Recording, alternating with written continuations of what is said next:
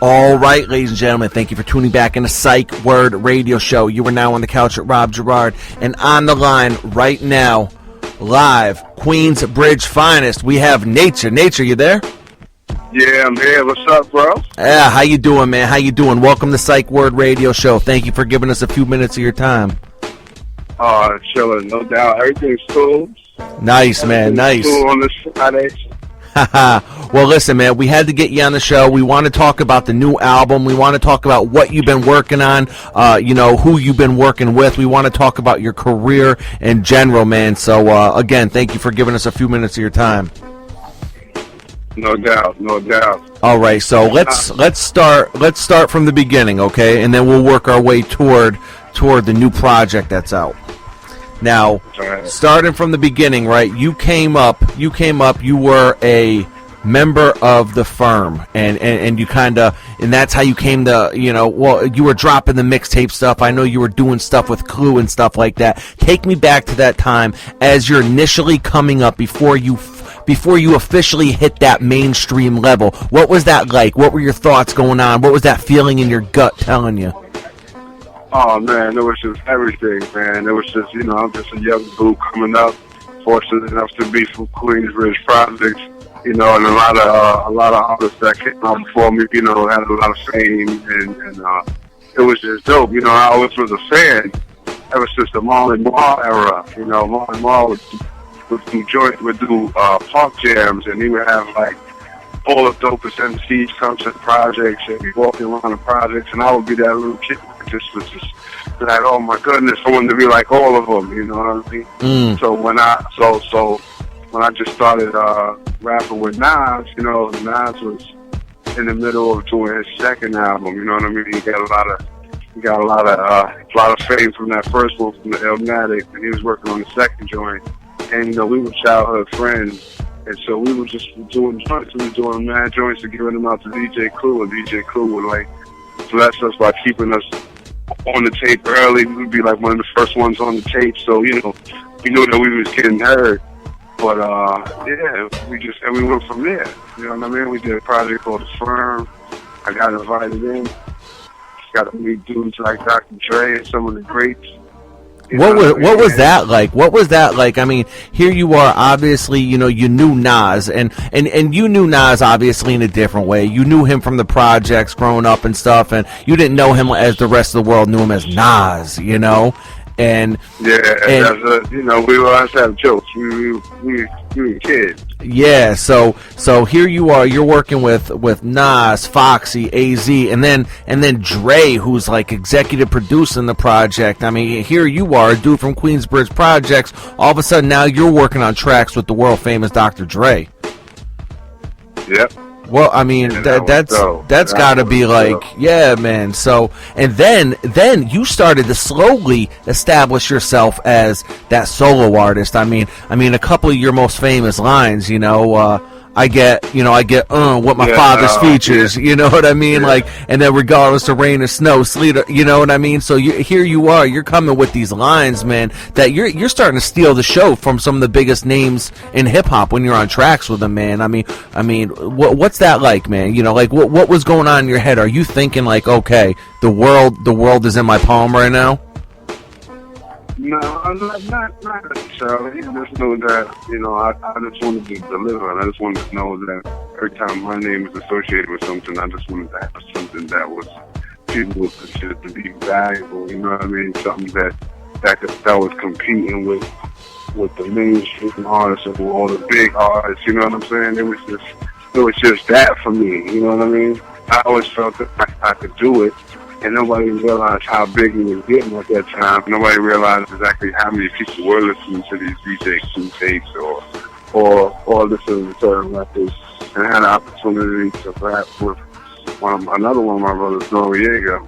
And when we was doing that song, Banned from TV, I just wanted to when I did the record, I had no idea that some of those other artists were going to be on that record. I just wanted to deliver myself.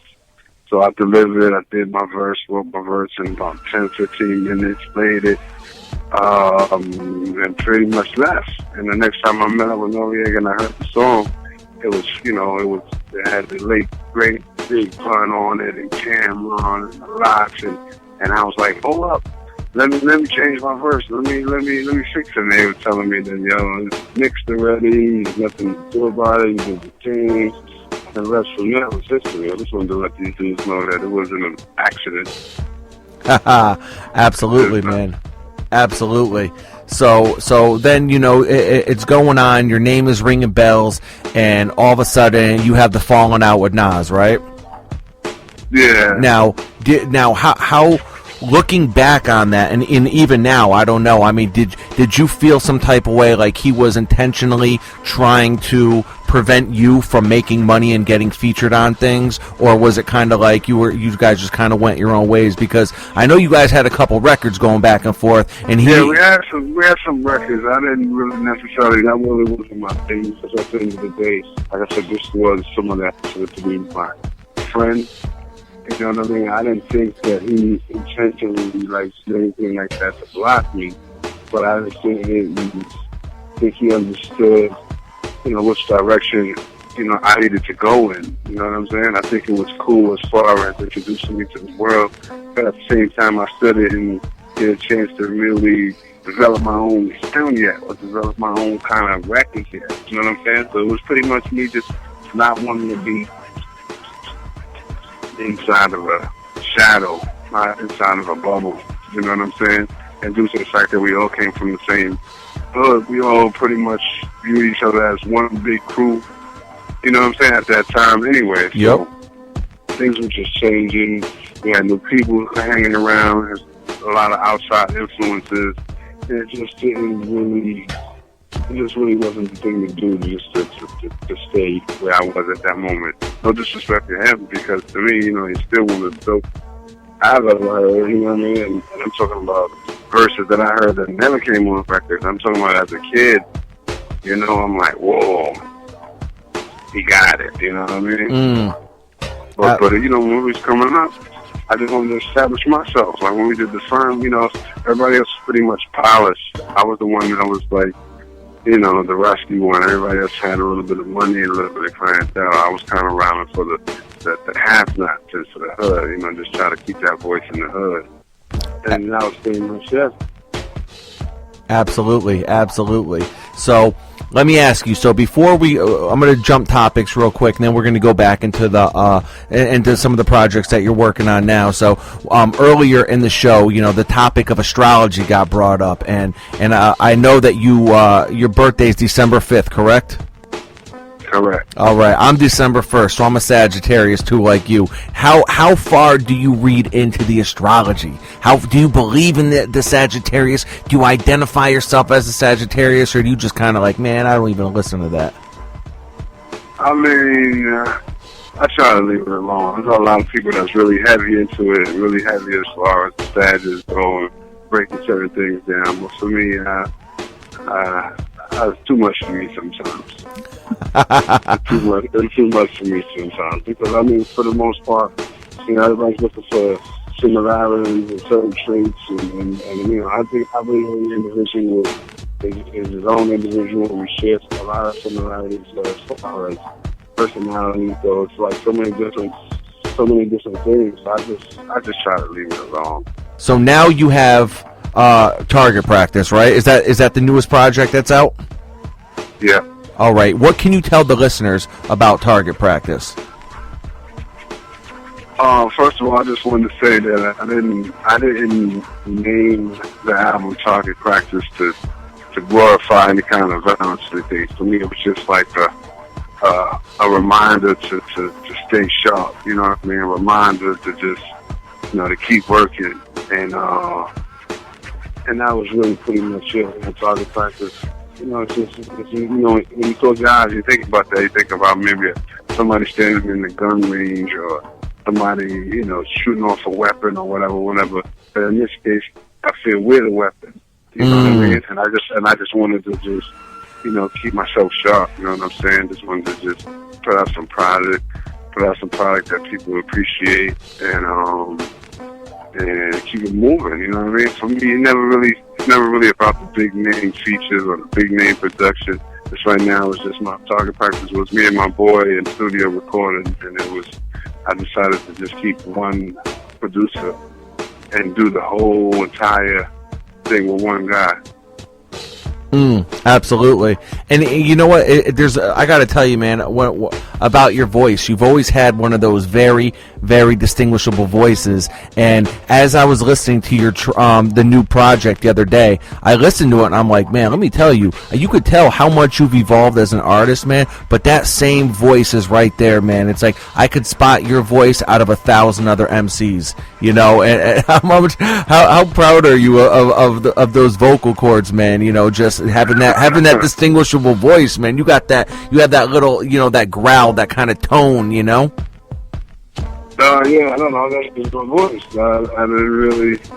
I heard that a few times, you know, during the course of my career, that people appreciated my voice and things like that. But I didn't really. That's what God gave me, man. That was just, you know what I mean. That was just it, as far as from the voice perspective. As far as the words and everything else, you know what I mean. I take pride in saying some of the, trying to say some dope things like that. But I mean, you know, I don't know. It's my voice. You know what I mean. I'm just glad that people appreciate it. People recognize it. Some of these younger dudes don't know what it is. So it takes an older person to kind of, you know, somebody that's been around for a minute to kind of recognize and point it out and know what it is. But I'm just glad that, you know what I mean, it all makes sense. I'm just glad that it's it. You know what I mean? God gave me a voice. Absolutely, absolutely. So the fact, I mean, you're coming up on 20 years of being in the game now. How important is it for you to keep that emphasis on lyrics and to make sure that you stay lyrical and to make sure that, you know, you're not getting lazy and just kind of putting something out? I mean, for me, it's always been about lyrics. There's been times where I can admit that I sat there and I probably didn't put forth some of the effort I probably put forth in the past, but that's only because it's just you know, sometimes it's just kind of hard, you know what I mean? Just trying to figure out which direction you're going in after a certain amount of years, you know what I mean? And it's like the sound is still going to always be about lyrics to me, but as far as like the different breeds, the different offsprings of this rap music, you know, you might have trap music, you might have this, you might have that, and certain sounds and things like that, they definitely appeal. Definitely. And they appeal at certain times, even to me too, but that's not where my roots is. My roots is, you know what I mean, that street, that New York hip hop, you know what I mean? Anybody that's associated with Nas pretty much is the same type of thing, same type of flow. You know what I mean? Same type of everything. You gotta pardon me, I'm walking around Target right now. Time that I have to, you know, I know that I have to do an interview, but I just lost track of time. So pardon me, I'm in Target. Nah, it's all good, man. You know what? It's good to know that nature's still in touch with the people and going to Target and you know, getting that grocery list going. You know. Yeah, man. Yeah. You know what I mean? I was just crazy. I walk around with my daughters, and you know, they're still young, and they don't really understand that people recognize Daddy and people definitely are fans of Daddy. So when I'm walking around with them and somebody stops me, they crack up. They get a kick out of it. So that's good stuff, man. Good stuff. Well, listen, before I let you go, is there anyone that you want to shout out that you've been working with? Any label, any artist, anyone that you want to give some recognition to? Not just my label, just my team, DCM. You know what I mean? Shout out my boy Benz, my partner. You know what I mean? He has me behind the scenes, do a lot of things. You know what I mean? We got a lot of friends in the business, a lot of production, a lot of people that don't have big names per se, but you know, they just love to work. And you know, these are the same people that motivate me. I can never be too big to not work or not be impressed. So shout out to everybody out there that's keeping it 100, doing what their heart tells them to do. Don't just sell out and try to make records just for the radio purpose. You know what I mean? The world is a bigger place, and like, you know what I mean? Hip hop is expanded as the days go by. You know what I mean? It used to be just a street corner thing. Now it's all through corporate America, and it's all over the place. You know what I mean? But anyway, I can contribute. Anybody that's contributing to some 100% authentic hip hop, you know what I mean? I salute you. All right. Well, Nature, thank you very much for phoning in the Psychward Radio Show, man. It was a pleasure having you on. We look forward to having you back soon. Definitely. I appreciate it, bro. All right, man. Thank you. And that was Nature, Queensbridge finest, man, from Queens, New York. So definitely a big shout out to him, and support that album for sure. And yeah, so we are just about out of time, man. I mean, the show went by very quickly. Just wanted to give a quick reminder. Definitely go and get that Psychward Radio Show Inspirational Quotes book off of Amazon. DJ Chris Rush, what do you got?